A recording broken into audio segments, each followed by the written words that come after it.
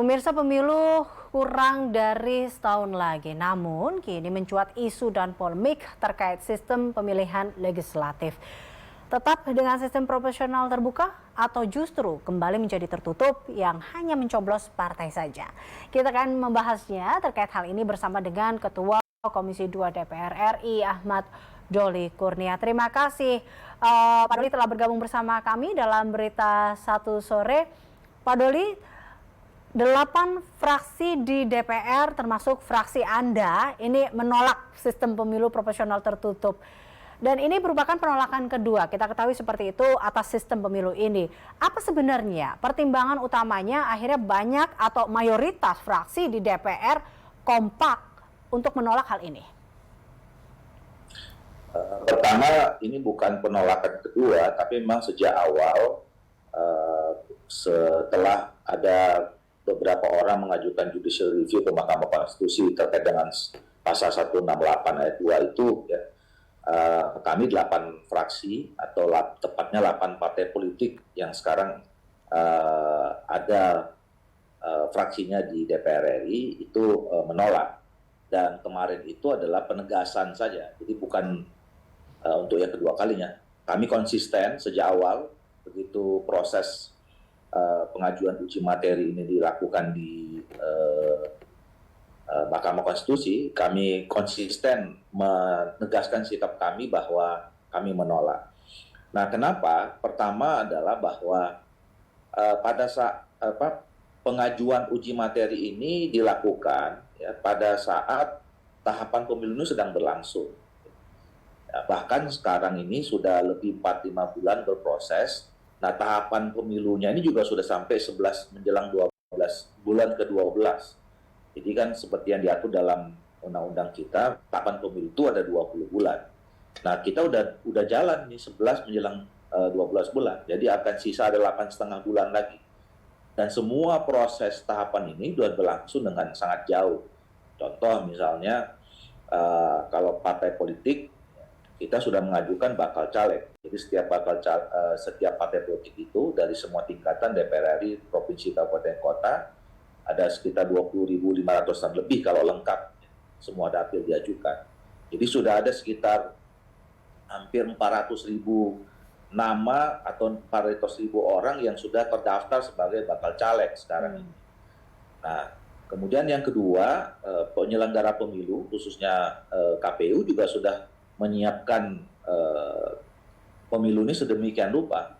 2 hari yang lalu kami rapat di Komisi 2, sudah kami putuskan bentuk surat suaranya seperti apa, kemudian kotak suaranya seperti apa, aturan main di dalam TPS itu seperti apa gitu. Nah, yang ketiga, masyarakat juga sekarang sudah terdaftar. Jadi tahapan pemutakhiran pemilih itu kan sudah dilakukan juga beberapa bulan yang lalu. Jadi masyarakat sekarang sudah terdaftar sebagai pemilih dan semua perangkat yang saya katakan tadi itu ya ikut terlibat karena mengetahui atau memahami aturan main yang dilakukan nanti pada 2024 itu adalah dengan sistem terbuka. Nah, kita tidak bisa bayangkan kalau tiba-tiba di tengah kita semua sudah menjalankan tahapan ini sudah sejauh seperti ini, ya ada peraturan yang berubah. Nah, ini akan menimbulkan implikasi yang cukup panjang, saya kira gitu ya. Akan menimbulkan implikasi masalah yang sangat kompleks, yang sangat rumit nanti. Apa contohnya? Misal, kalau misalnya yang harus gini, yang kedua harus dipahami bahwa pengajuan uji materi ini sebetulnya untuk menguji apakah pasal 168 ayat 2 itu konstitusional atau tidak, bertentangan atau tidak dengan Undang-Undang Dasar 1945. Jadi kita bukan sedang menguji apakah mana sistem yang terbaik atau mana yang tidak baik. Nah, kalau misalnya kemudian nanti keputusannya dianggap ternyata bertentangan dengan Undang-Undang Dasar 45, maka 3 pemilu sebelumnya kan berarti inkonstitusional. Gitu. Nah, sementara saya nih sama teman-teman anggota DPR yang sekarang ada ini adalah produk dari pasal 168 ayat 2 itu.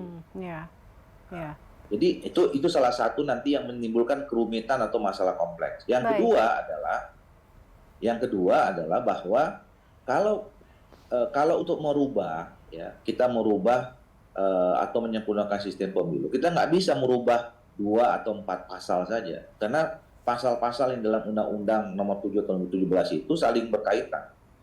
Jadi kalau misalnya tiba-tiba nanti eh, Hakim Konstitusi memutuskan bahwa pasal 108 ayat 2 itu bertentangan dengan Undang-Undang 45, maka ada sekitar belasan atau sampai 20 pasal lagi yang harus dirubah. Oke. Nah, lantas sementara pasal itu nggak diajukan judicial review-nya, siapa yang mau buat nanti? Nah, ini jadi itu contoh-contoh implikasi yang panjang dan rumit, kompleks yang nanti akan timbul ketika kalau tiba-tiba sistem ini berubah. Tapi kerumitan apa sebenarnya yang akan sangat sekali berdampak kepada masyarakat bila memang sistem ini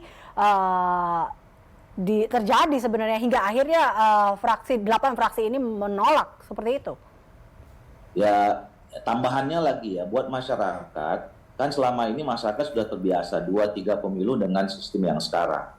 Nah, kita tinggal waktu 8 bulan. Kalau ini diputuskan misalnya 2 bulan lagi, gitu, atau katakanlah sebulan lagi, maka kita ada waktu 7 bulan. 7 bulan itu untuk merubah mindset masyarakat, ya. Ada cuma 7 bulan kita melakukan sosialisasi.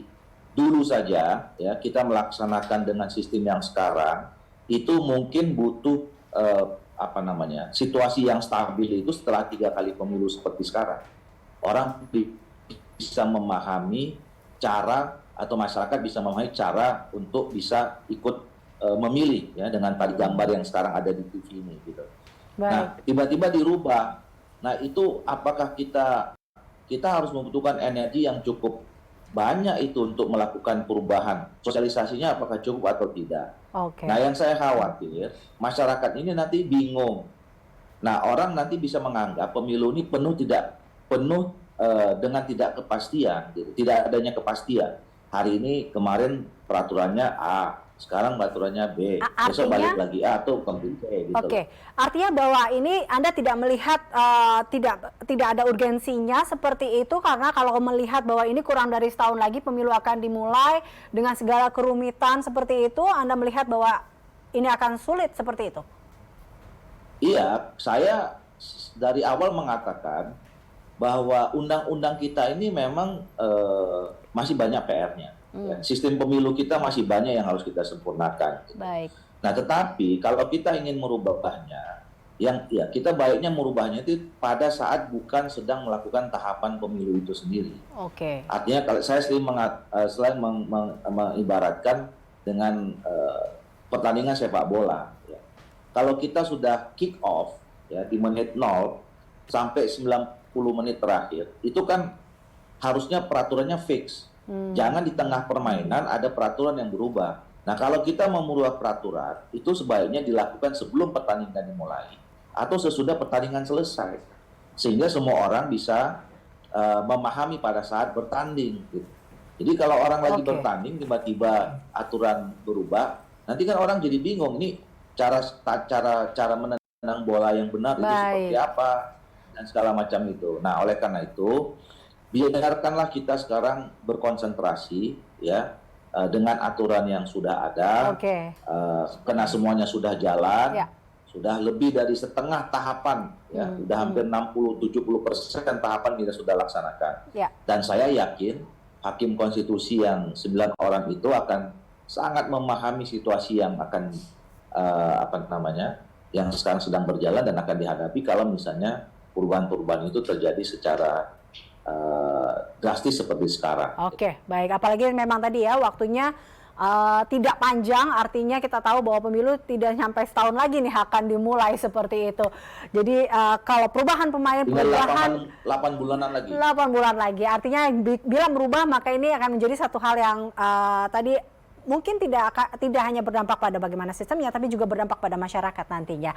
Terima kasih Pak Doli untuk telah bergabung bersama kami dalam perbincangan ini. Pemirsa, demikian perbincangan kami bersama dengan Ketua Komisi 2 DPR RI Ahmad Doli.